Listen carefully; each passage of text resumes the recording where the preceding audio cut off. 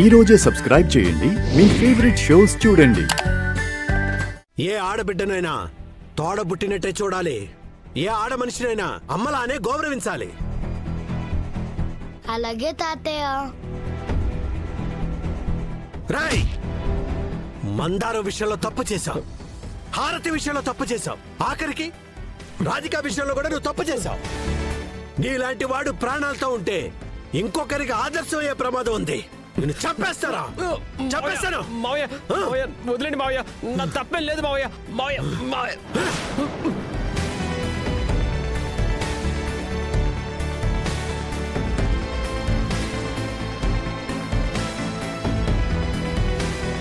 నా కూతురు దూరమైందన్న బాధలో ఉన్నాను కాబట్టి నిన్ను చంపకుండా వదిలేస్తున్నాను.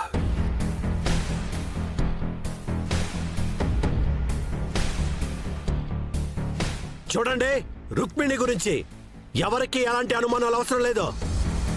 రుక్మిణి ఎవరు ఏంటి అని తెలిసేంత వరకు ఈ ఇంటి మనిషిలా ఇక్కడే ఉంటుంది.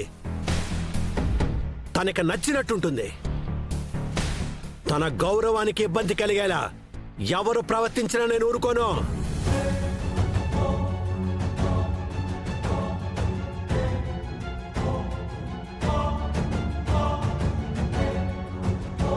అమ్మా రుక్మిణి, ఈ ఇంట్లో తప్పు జరిగింది, మమ్మల్ని క్షమించు.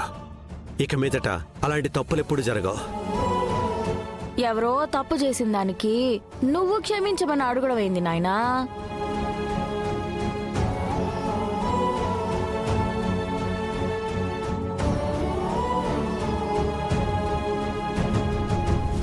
నేనే మీ అందరినీ బాధ పెట్టుండాను. మీరే నన్ను క్షమించాలా.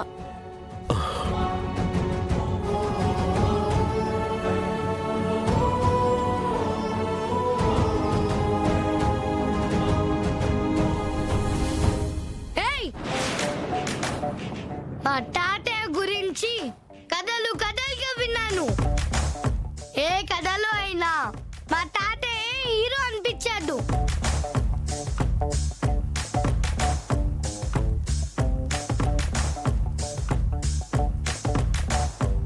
అందరూ నా బిడ్డని గంటని కొట్టినట్టు కొట్టారు. ఈ బుడ్డోడు కూడా కొడతాడా ఏంటి? అంత మంచి తాతయ్యల ఇంట్లో ఉన్న నీకు మాత్రం ఎందుకు ఇంత నీచపు బుద్ధి వచ్చింది? మీ మమ్మీ నిన్ను సరిగ్గా పెంచలేదా?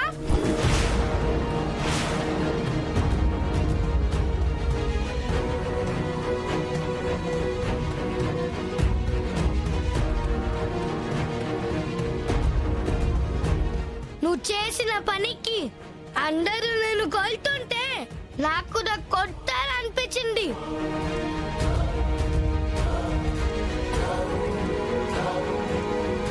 అంటే ఏంట్రా, ఇప్పుడు నువ్వు కూడా వాడిని కొడతావా ఏంటి? కొడతావా ఏంటి? కొడతాను.